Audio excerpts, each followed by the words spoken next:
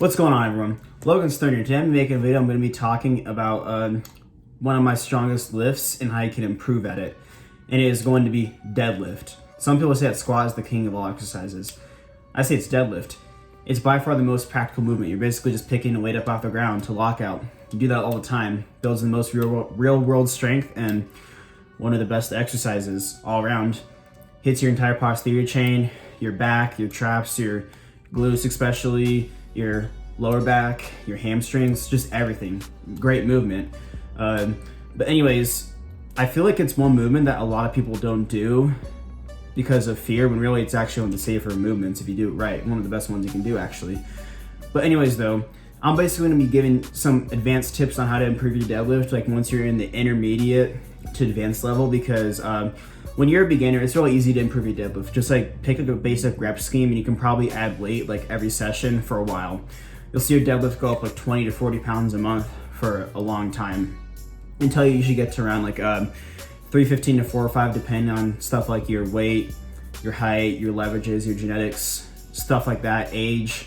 But essentially I'm gonna be making a video but just talking about how to improve your deadlift, like some advanced tips. Just some things I've done to break some of my plateaus and stuff, and how you can improve your deadlift. So to kind of like get my credibility, I guess, I'm not the best deadlifter in the world.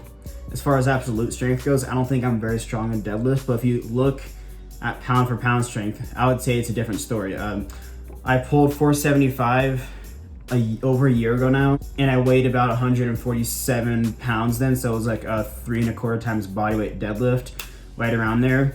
And then a couple years ago, no, this summer I pulled 300 for 23 reps when I was weighing 150, so double body weight AMRAP of over 20 reps, sumo.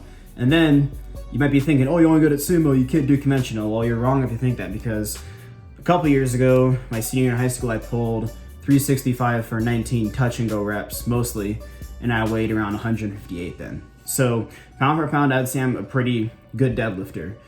And I've learned a lot about things to really fix your deadlift and how to improve it. And I'd honestly argue that deadlift is probably genetically my worst lift. I have much better leverages for bench and squat. I would just say I haven't achieved the same level on those lifts because of injuries. But deadlifting, I've actually stayed relatively uninjured, so I've been able to just keep working that movement in different variations. But anyways though, I'll be talking about how to improve your deadlift, some tips. Okay, so the first major tip I have is to periodize your training. So you might be wondering, what does it mean to periodize your training? So in simple words, it means to try to focus on different goals at different times. There's different ways to periodize training. The most common one you see for beginners is linear periodization, where you pick a rep scheme like 5 to 6 and you add weight every week, or you try to progress the reps. The only issue with that is that it's hard to progress once you get to intermediate level.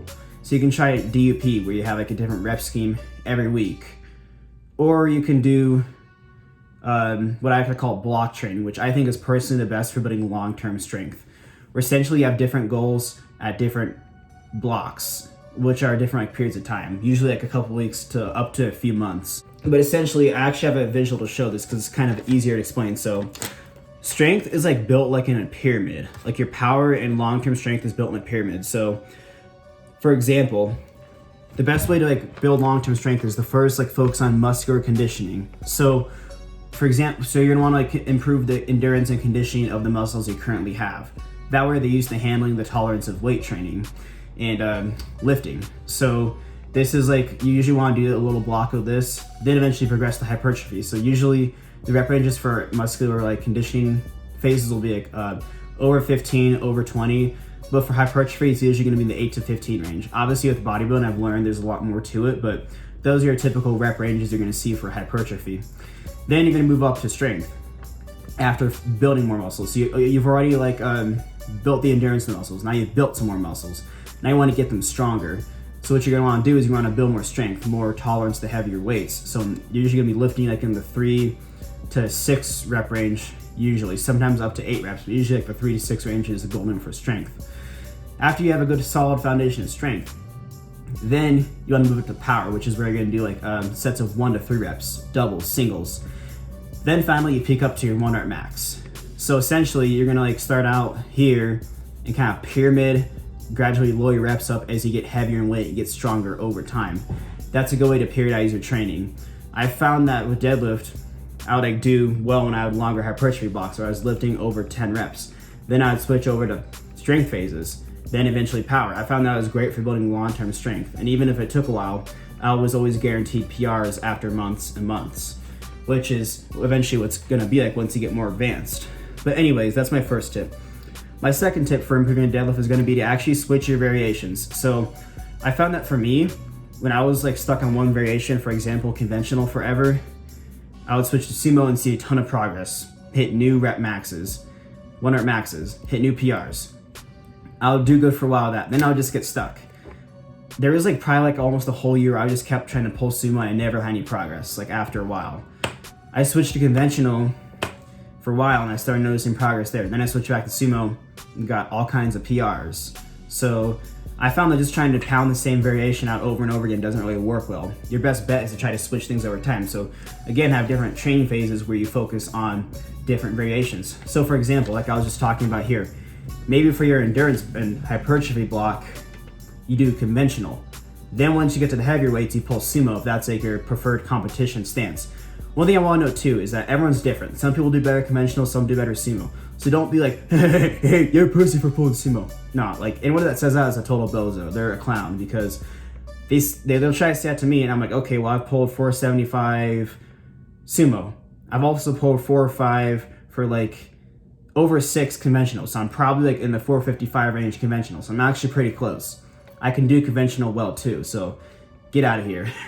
But people that say that really, they just like, people that say that just know they suck at whatever variation they try to criticize. Like if they're good at conventional, but they suck at sumo. They just criticize people for doing sumo because they can't do it. If they could, I guarantee you they'd be pulling it if they could do more weight. That's my little rant though. But anyways, yeah, switching variations is a good way to do it.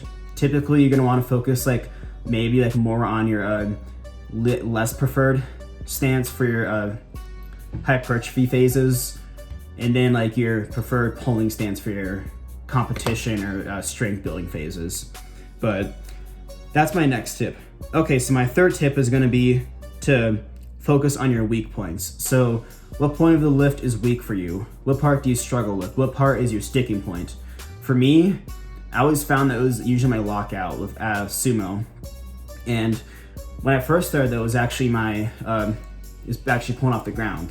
But there's different accessory exercises or deadlift variations you can do to ultimately really challenge and break through these weak points. So I'm gonna kind of like just go over some. So if you're stuck at the bottom, one thing about being stuck at the bottom is it can be mental. You just have to kind of keep pulling once you start, but you have to kind of learn. You have to kind of just like know mentally it's gonna be hard. But if that still is an issue, deficit deadlifts where you extend on a plate or a box and you're pulling below you are good. Just don't go too much of deficit because that can be like hard on your lower back, and make sure you build up over time. Start light with these again because these can be straight on your back if you're new to them. For mid deadlifts, like midway, pause deadlifts where you lift the weight up a bit, you pause it, and then you lock it out are perfect. Because the challenge is to hold your weight at that weak point and then explode up from there. So again, you want to start light with these because these can be hard. Since like you have your back in that position where it's lifting, just hold it there for a bit. Not the safest thing to do with heavier weights if you're first getting started. So again, start light and build up. Okay, for a lockout, you're gonna want to do higher pulls. So you can do block pulls where you're gonna have the plates on a block and it's like a partial deadlift or a rack pull. Block pulls, I would say, are the best one because they're the most closest to a natural deadlift. You could also do bands and chains where the tension at the bottom is lower, and then as you pull it up, it gets the tension is less at the bottom but stronger as you go up. So those are another good one for working your lockout. For these, I'll be honest, I've never done chains or bands, I've never used them, but I know a lot of people have great success.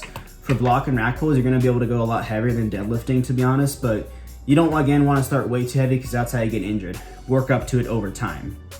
All right, so my next tip is one that's really important. I would actually argue it's maybe one of the most important ones on here. This next tip is gonna be to master your technique. This is something a lot of people struggle with because there is no universal great technique for deadlifting. You're actually gonna be surprised. Different elite powerlifters have different methods of deadlifting. Some have different preferred stances. Some prefer to just rip the weight off the ground. Some prefer to kind of pull the slack out of the bar and then explode. Some prefer to just go slow and just keep the same speed throughout the thing. The truth is that everyone has their own opinion on what works well, but you have to find what works well for you, what's perfect for you.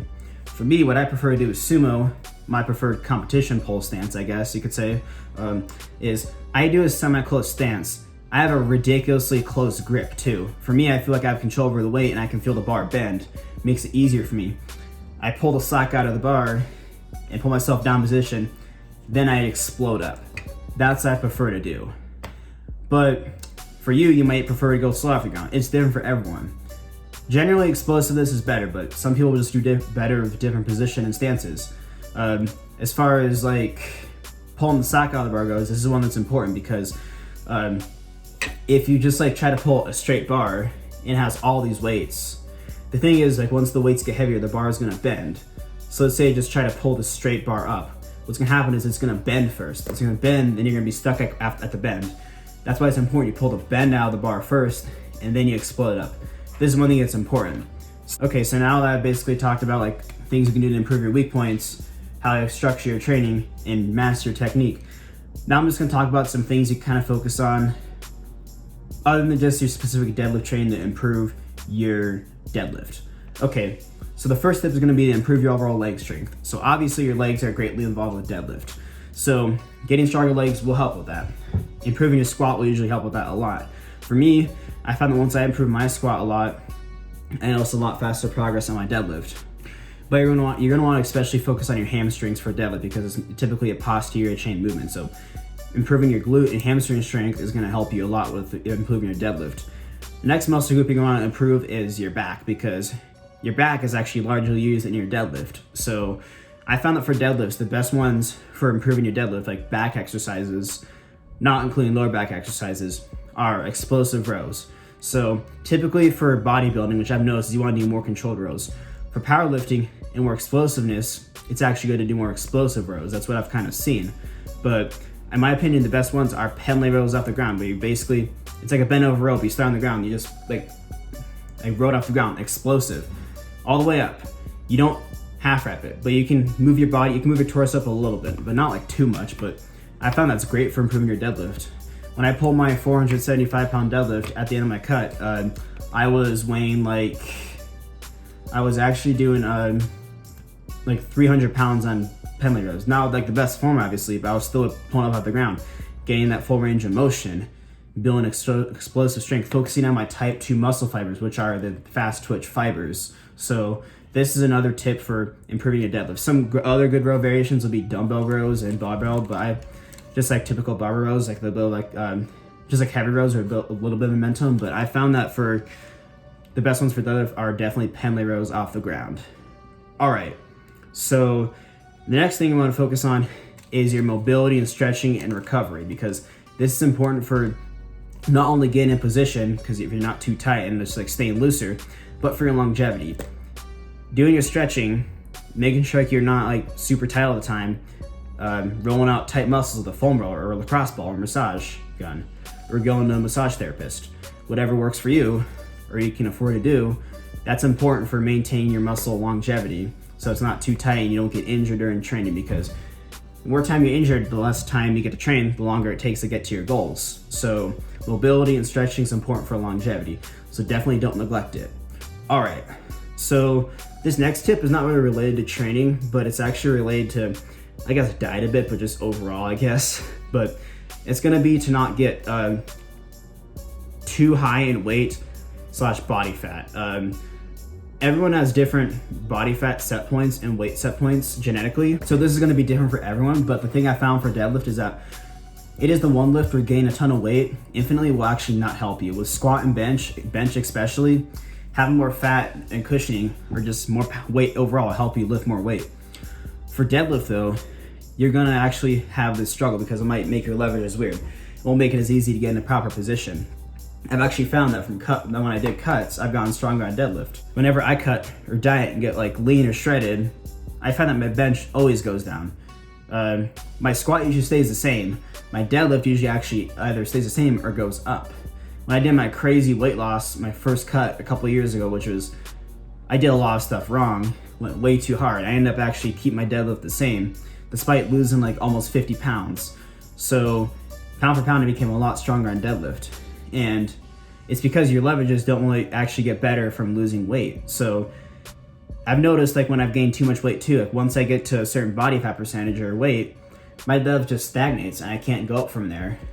I think that was one reason why when I had my giant deadlift plateau for like almost a year, I think it was because my weight was just staying the same. And my weight was like, I was way too fat then. I was over like 25% body fat, and I was probably like too heavy at the time for my body considering how much muscle I had. So that will not help you. So if you're in this position where your deadlift's not going up and you're overweight, I would actually advise cutting because it'll help you long term too with other muscle gain and strength. You know, just look and feel better and be healthier. But aside from that, it's time for the final tip. So the final tip is going to be one that's kind of individual again, but it's going to be to master your lifting mindset. I'm talking about when you're about to pull a PR, your training mindset. So again, everyone's different. Some people just like to go total Zen mode, calm. Some people like to just slowly psych up. Some just go balls to the walls, crazy, slap themselves, yell at themselves. I've been there before. I don't really think it's the best method, but some people do. You got to find what works for you. For me, what I prefer to do with deadlifting is I'll warm up and then I'll pick like a song, just like some pop music or something that gets me kind of moving. Then once I get like closer, I'll switch the song to something that just like gives me like traumatic memories, something that gives me bad feelings. But then like when it's time to go for the PR, I switch the song to something like aggressive, like a heavy metal or dubstep that slowly builds up and then like unleashes at a beat drop.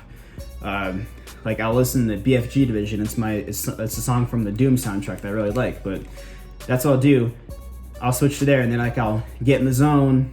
It's been a while since I've deadlifted, so I'm just trying to remember honestly, but I'll get in the zone, stick my ammonia, throw it aside, get up to the bar, get in position.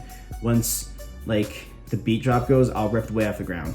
And I'll just like tell myself mentally, doesn't matter how heavy this weight is, it's gotta go up, it's gonna go up to lockout. And I rarely feel any deadlifts unless it was like out of fatigue during a rep PR. But yeah, guys, that's essentially all I have to say today, guys. If you're trying to improve your deadlift, apply this knowledge. If you know someone that sucks at deadlifting, send them this video. But yeah, guys, that's all I have to say today. Thank you so much for watching. Please like, share, and subscribe, and I'll see y'all in the next video.